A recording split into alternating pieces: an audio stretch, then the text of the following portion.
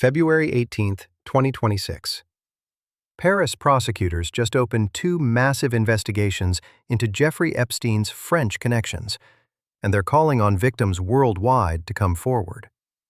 This comes after the U.S. government released over 3 million pages of previously classified Epstein documents, revealing international networks that stretch far beyond what we knew. To understand why this matters, we need to go back 7 years.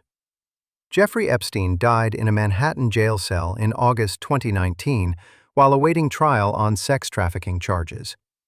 His death sparked global outrage. Victims felt justice had been denied. But Epstein's network wasn't just American.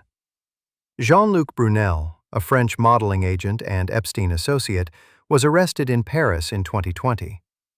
Brunel allegedly recruited young women from his modeling agencies for Epstein. He faced charges of rape and sexual assault of minors.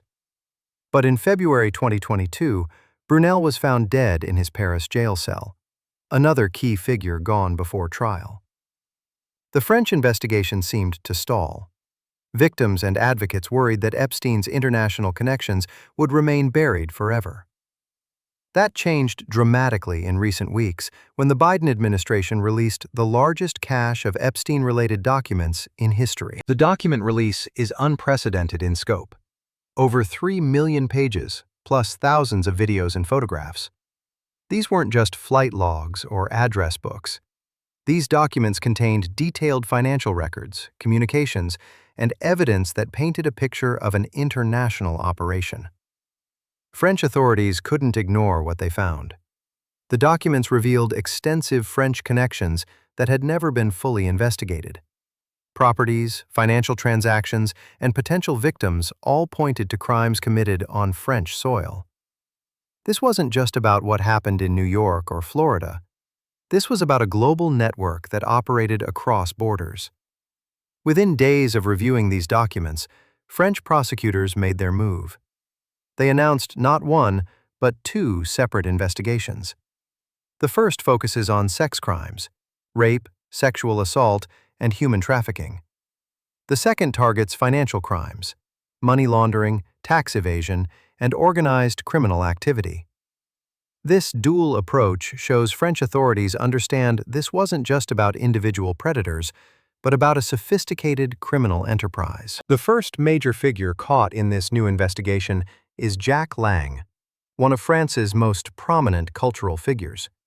Lang, now 86, served as France's culture minister under François Mitterrand, and later as education minister. He's been a towering figure in French politics and arts for decades. But the Epstein documents revealed troubling connections. Lang stepped down from his position as head of the Arab World Institute just as police raids began. He's facing potential charges for tax fraud related to financial dealings connected to the Epstein network. This isn't just any politician. Lang was awarded the Legion of Honor, France's highest decoration. His involvement shows how deep these connections run into French elite circles. The Arab World Institute, which Lang headed, was raided by financial crime police. Investigators are looking at whether the organization was used to launder money or hide assets connected to the Epstein operation. But this investigation goes beyond Lang. French prosecutors have formed a specialized team to handle what they're calling crimes of an international dimension. This language is significant. It shows they understand they're dealing with a transnational criminal network, not isolated incidents. The team includes prosecutors who specialize in organized crime, financial fraud, and human trafficking.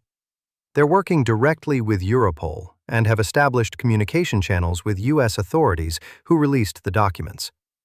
The scope is enormous.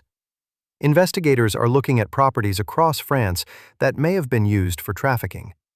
They're examining bank accounts, shell companies, and financial flows that moved through French institutions. Most importantly, they're building cases that can actually result in convictions, learning from the failures that let key figures die before facing justice. The human cost of this story cannot be forgotten. Jean-Luc Brunel alone was accused by at least 10 women of rape and sexual assault.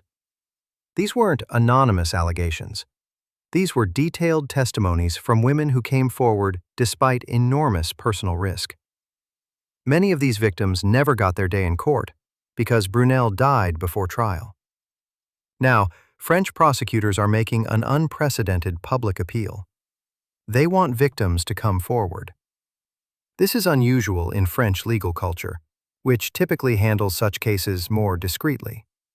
But prosecutors realize that the scope of this network means there are likely victims who never reported crimes, either because they didn't know how or because they feared they wouldn't be believed. The public appeal sends a clear message. France is taking this seriously, and victims will be protected and heard. What makes this investigation different from previous efforts is timing and resources. When Epstein died in 2019, much evidence was still classified or sealed in U.S. courts. When Brunel died in 2022, French authorities were working with incomplete information. Now, they have access to the complete picture: financial records, communications, travel logs, and witness statements that were previously unavailable. This gives them the tools to build cases that can withstand legal challenges. The dual investigation approach is also strategic. By pursuing both sex crimes and financial crimes simultaneously, prosecutors can potentially flip witnesses and build stronger cases.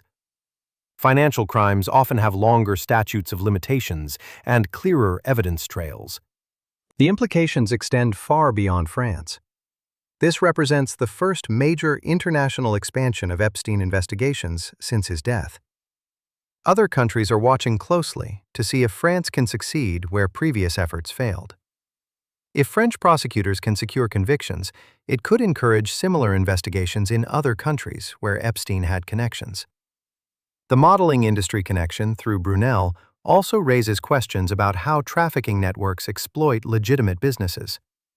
Modeling agencies, with their international operations and young, vulnerable talent, provided perfect cover for predatory behavior. This investigation could expose systemic problems that go beyond any individual case. For victims worldwide, this represents hope that justice isn't limited by national borders or the death of key perpetrators. What should we watch for in the coming months? First, whether more high-profile French figures will be named. Lang is unlikely to be the only elite figure with connections to this network. Second, how many victims respond to the prosecutor's public appeal? The number of people who come forward could determine the scope of charges filed. Third, whether other countries follow France's lead in opening their own investigations based on the released documents. Finally, we'll see if French prosecutors can avoid the fate of previous investigations, where key figures died or disappeared before facing justice. The clock is ticking, and the stakes couldn't be higher. This story is still developing, and justice for Epstein's victims remains unfinished business. If you found this analysis helpful, subscribe for more in-depth coverage of stories that matter. And remember, in cases like this, the truth often takes years to fully emerge. Stay informed, stay critical, and never stop demanding accountability from those in power.